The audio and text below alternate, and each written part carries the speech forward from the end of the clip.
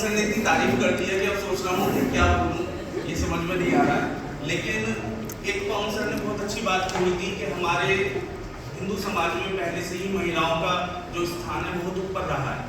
वैदिक काल से वो समिति और सभा में भाग लेने का अधिकार था, यज्ञों में भाग लेने का अधिकार था।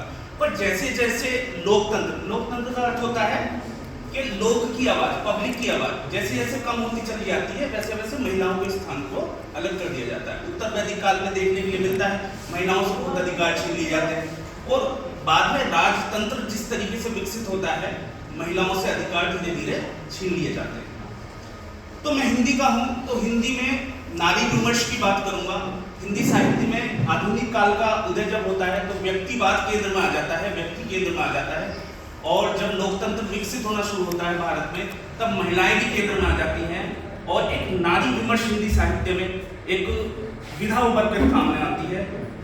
तो लिखा तो नारी विमर्श पे बहुत लोगों ने है, पर मुझे जो अच्छा लगता है वो है यशोधरा मैत्री शरण गुप्त जी ने लिखा है। उसमें सबसे महत्वपूर्ण है कि नारी को हम देवी बना के उसकी जरूरतों को नहीं समझते। तो मैत्री शरण गुप्त ने वही रेखांकित किया है। तो यशोधरा है, गौतम बुद्ध की पत्नी है यशोधरा। उनकी एक कहानी है कि पिता को जब जोशी ने बताया कि सिद्धार्थ है बड़े होकर सन्यासी बन जाएंगे तो कम उम्र में यशोधरा से शादी करा दी। पुत्र भी जल्दी हो गया, राहुल नाम था उसका।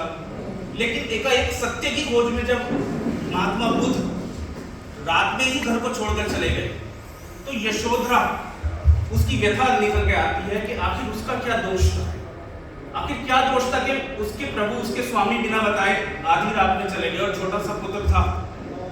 तो बुद्ध जब वापस आने के बाद उस समय बुद्ध बन चुके थे, ज्ञान प्राप्त हो गया था, सिद्धार्थ से बुद्ध में परिवर्तित हो गए थे।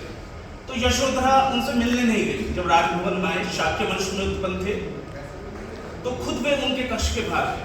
जब कक्ष के बाहर गए तो उन्होंने कहा देवी भिक्षाम देही। तो वो आती हैं और भिक्षा के रूप में राहुल को आगे कर देती है। इस पीरियड में उनके सामने एक व्यथा थी जो अपनी जान भी नहीं दे सकती थी कि एक छोटे से बच्चे का पालन पोषण उनके हाथ में था। तो नारी विमर्श के रूप में जब ये चीजें उभर के आती है हिंदी साहित्य में तो नारी केंद्रित लिखना शुरू होता है और उसमें यही व्यथा निकल के आती है कि नारी की वास्तव में उसे देवी तो बनाए लेकिन उसकी जरूरतों का भी ध्यान रखें। उसकी जो जरूरतें हैं कुल मिलाकर उसके अंदर एक व्यक्तित्व छुपा हुआ है, उसकी क्या जरूरतें हैं उसका भी महत्वपूर्ण ध्यान रखा जाए। तो नारी विमर्श आज हमारे हिंदी साहित्य में और आधुनिक काल में बहुत ही ज्यादा जो है प्रासंगिक है। आधुनिक फिल्मों में भी देखने के लिए मिलता है, फिल्में जो है नारी केंद्रित बन रही है। तो इसी के साथ में अपने विचार में रखें। धन्यवाद। एक बार आप सभी